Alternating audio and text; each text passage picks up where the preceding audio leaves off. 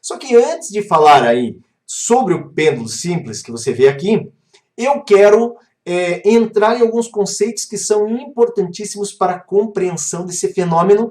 E tá aqui, ó. Seria os movimentos que se repetem com frequência. Você pode pensar, mas qual movimento? Qualquer um. Qualquer um que se repita com uma certa frequência. Tudo bem? Qualquer movimento que ele seja repetitivo, então que ele venha a se repetir com uma certa frequência. Então observe aqui, eu coloquei um relógio analógico, tá? Nós temos aqui 3 ponteiros, o ponteiro verdinho dos segundos, o ponteiro um pouquinho maior aqui azul dos minutos e o ponteiro vermelho das horas.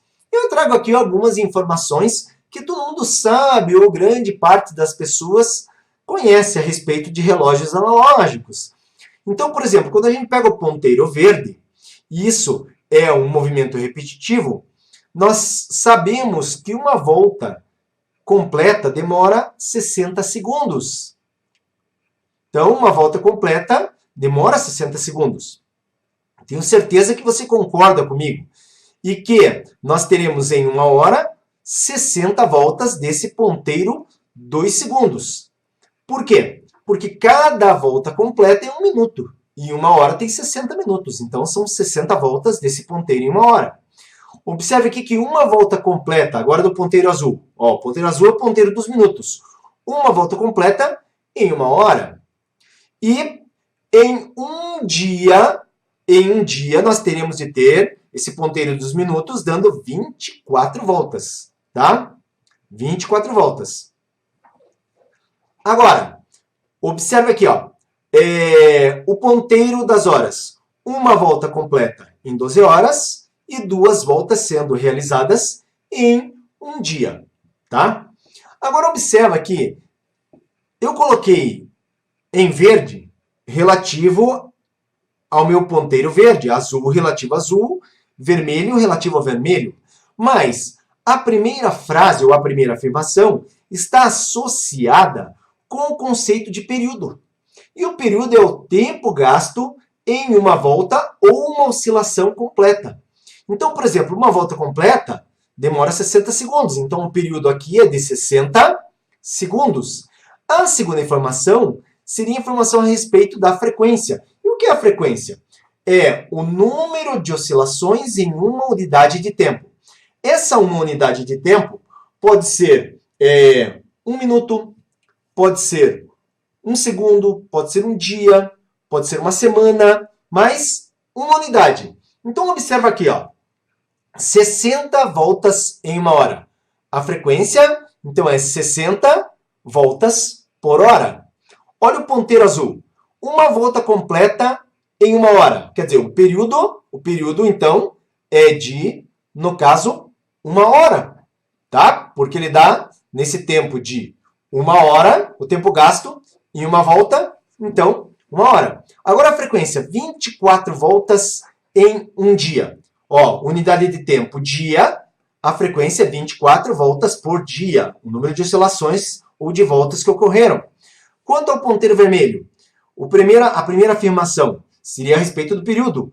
Uma volta completa, no caso, em 12 horas. Tempo gasto em uma volta, então, no caso, 12 horas para dar uma volta. O período seria, nesse caso, de 12 horas.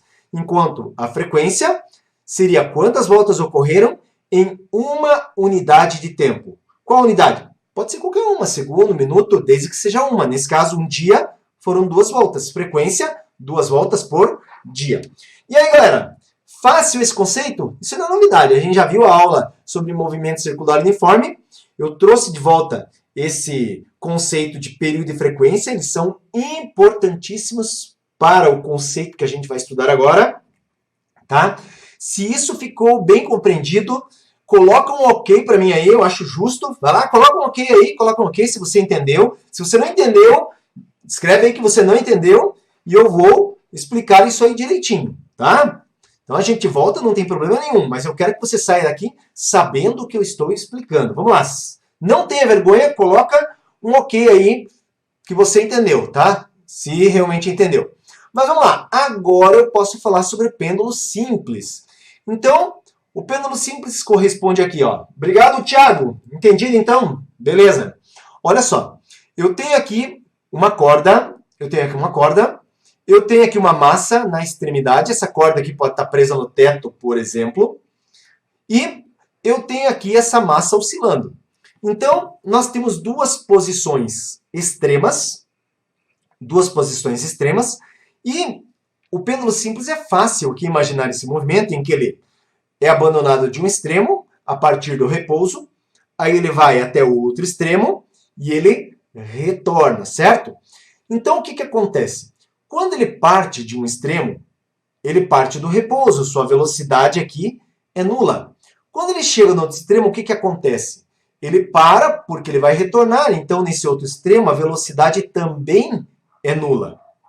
E nós temos aqui justamente nesse ponto, que seria o ponto médio da trajetória entre um extremo e outro, que no caso também corresponde aqui a essa vertical em que nós temos o nosso fio, exatamente nesse ponto médio, quando o fio está vertical, nós temos a velocidade máxima da massa pendular. Então, quando passa por esse ponto, nós temos ali a velocidade máxima, certo?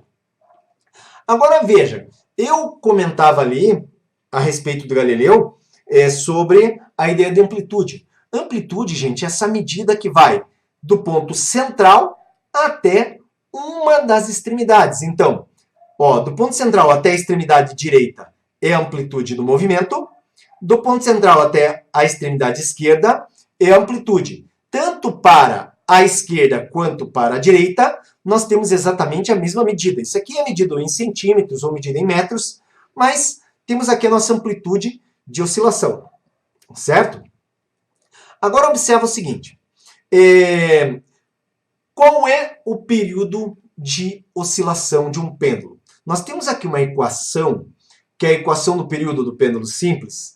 O período é igual a 2π raiz quadrada de uma razão, comprimento do fio pela aceleração da gravidade. Pessoal, essa equação, ela tem uma dedução, no caso eu não fiz aqui a dedução, não vou fazer também essa dedução, e o motivo é bem simples. O objetivo aqui das nossas aulas é preparar o estudante para Enem vestibulares. E no caso aqui é muito mais importante ele saber utilizar essa equação do que deduzir essa equação. É claro que estudantes que fazem, de repente, graduação em física, estudantes que fazem graduação em qualquer engenharia, se interessem por essa dedução. Aí, a minha sugestão, né, se de repente é o seu caso você está aí assistindo, escreve lá no chat, professor Carlos, faz a dedução, que daí eu penso com carinho em fazer essa dedução, de repente, em outro vídeo à parte, alguma coisa, e disponibilizar. Tudo bem? Eu gosto de atender meus alunos, mas nesse momento eu entendo que não é a hora de eu fazer a dedução disso aqui. Mas, se você tem interesse, escreve no chat e eu fico sabendo que você tem interesse. Simples assim. Então, olha só. O período que é o tempo de oscilação, ou tempo de oscilação completa, fica ligado que uma oscilação completa corresponde a sair do lado esquerdo aqui, por exemplo, ir até o lado direito e retornar ao lado esquerdo. Então ele tem que sair do esquerdo, ir para o direito e retornar ao lado esquerdo. Isso conta como uma oscilação completa. Professor, pode ser sair do lado direito, ir para o esquerdo e retornar ao direito? Sim, também conta uma oscilação completa. Pode ser ir ao centro, ir para o lado direito, passar e for até o lado esquerdo e retornar ao centro? Sim, também conta uma oscilação completa. Então, tudo isso gasta ao mesmo tempo, tudo isso nós consideramos como sendo o período, certo? Agora, quanto a essa equação, eu digo para vocês que ela não é uma equação difícil, ela relaciona, aqui no caso, o período de movimento, ou seja, o tempo completo de uma oscilação, com o comprimento do fio, e o período completo do movimento com a aceleração da gravidade. E daqui, gente, daqui, nós percebemos o seguinte, olha só. Quando, ou quanto maior o comprimento, maior o período. Então, vejam, nós temos que a raiz do comprimento é proporcional ao período. Ou dá para dizer que o comprimento é proporcional ao quadrado do período. Dá para dizer exatamente isso. Mas é importante que você entenda aqui que quanto maior o comprimento do fio, maior vai ser o tempo de oscilação. Galileu poderia perceber isso?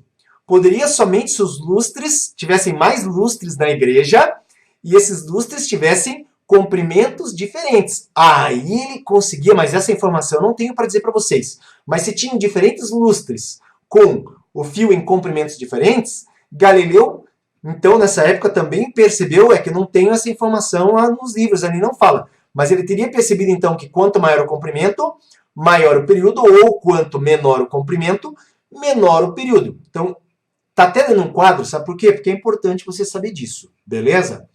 Agora, quanto à aceleração da gravidade? A aceleração da gravidade você vê ela aqui no denominador.